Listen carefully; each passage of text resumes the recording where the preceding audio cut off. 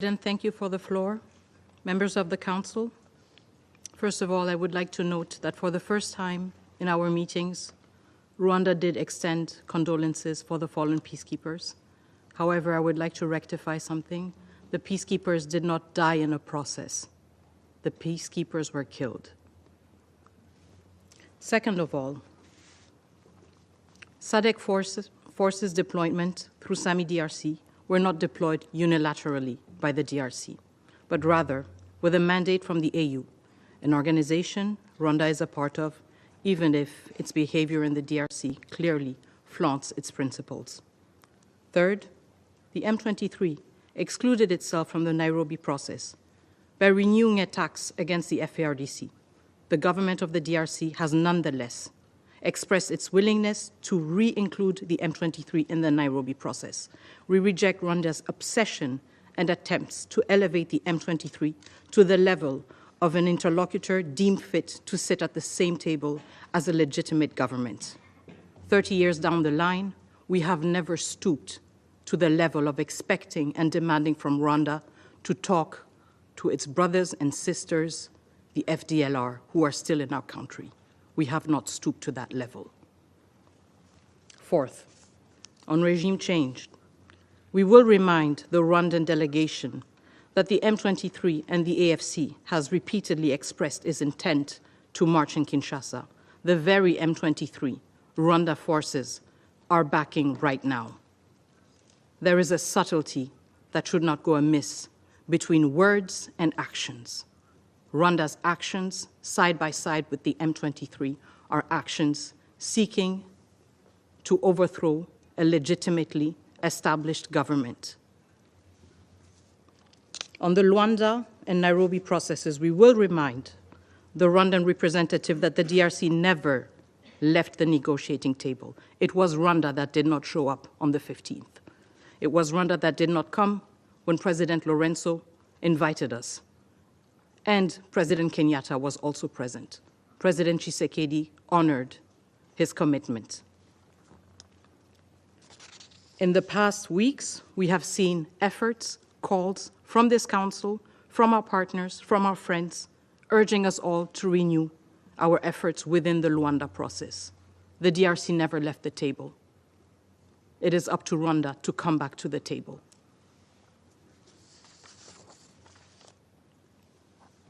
I would also like to remind the Council that in this very session, the government of the DRC, through my own statement, condemned all attacks against diplomatic missions in the DRC. We do this in our concern to abide by and respect international law. However, we have yet to hear Rwanda explain to us what its efforts have been to abide by international law and to respond to the violations it has been found guilty of in the DRC. Violations of the Charter, violations of international humanitarian law, violations of international human rights law. Members of the Council, I would like to close with what has brought us back here in less than 48 hours. Rwanda's outright contempt for this Council and its declaration that it will not, for the Council and the Council's declaration, and its demonstration that it is in the deluded belief that there is a Rwandan exception when it comes to international law. But what has also brought us here is the Council's choice 2 days ago to opt for words and not for actions. This Council is not unable to take actions. In fact, it is uniquely equipped to take actions. Hence, the question that remains at the end of this meeting is whether this Council is unwilling to act. Thank you. I thank Her Excellency Ms. Kayikwamba Wagner for her statement. And I now give the floor to the representative of the Russian Federation.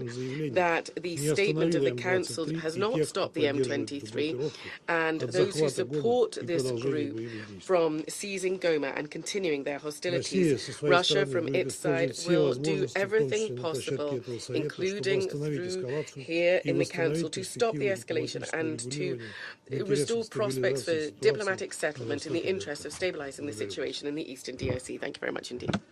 I thank the representative of the Russian Federation for the statement.